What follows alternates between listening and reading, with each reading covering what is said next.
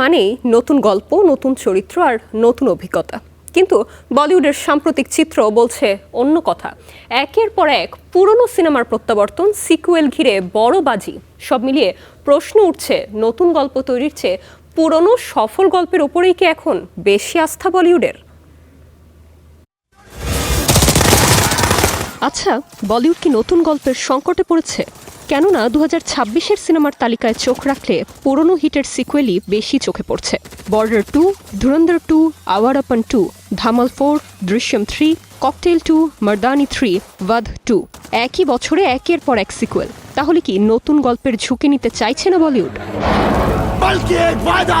তথ্য বলছে এই প্রবণতা নতুন নয়। 2025 সালে বলিউডের মুক্তির তালিকায় ছিল অন্তত 10টি বড় সিকুয়েল। ওয়ার 2, হাউসফুল 5, বাঘি 4, রেড 2, জলি এলএলবি 3 সহ তালিকায় ছিল একের পর এক সিকুয়েলের সিনেমা। কিন্তু সাফল্য আসে হাতে গোনা কয়েকটিতে। বছর শেষের বিশ্লেষণে রেড 2 ও সিতারে জমিন পারকে দুই উজ্জ্বল সাফল্য হিসেবে উল্লেখ করা হলেও এর মধ্যে সিতারে জমিন পারও একটি স্প্যানিশ ছবির হিন্দি অ্যাডাপ্টেশন। তারপরও 2026-এ থামেনি এই ঝোঁক, বরং বড় তারকাদের আলোচিত সিনেমার তালিকাতেও জায়গা করে নিয়েছে পুরনো সিনেমার নতুন নির্মাণ। বছরের শুরুতেই বর্ডার 2, এরপর ধুরন্ধর 2, এসেছে আওয়ারাপন 2, ধামাল 4, সামনে দৃশ্যম 3, মর্দানি 3, ককটেল 2 এর মতো আরও সিকুয়েল। 2025 সালের শেষ দিকে প্রকাশিত একটি প্রতীক্ষিত সিনেমার তালিকাতেও ছিল 9টি বড় সিকুয়েলের নাম।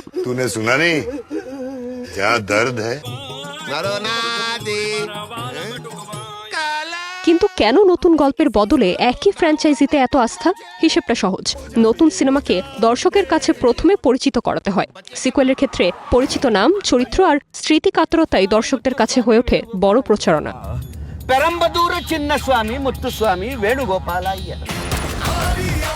বক্স অফিসও দিচ্ছে সেই ইঙ্গিত। ধুরন্ধর 2 সহ একাধিক সিকুয়েল বড় ব্যবসা করেছে।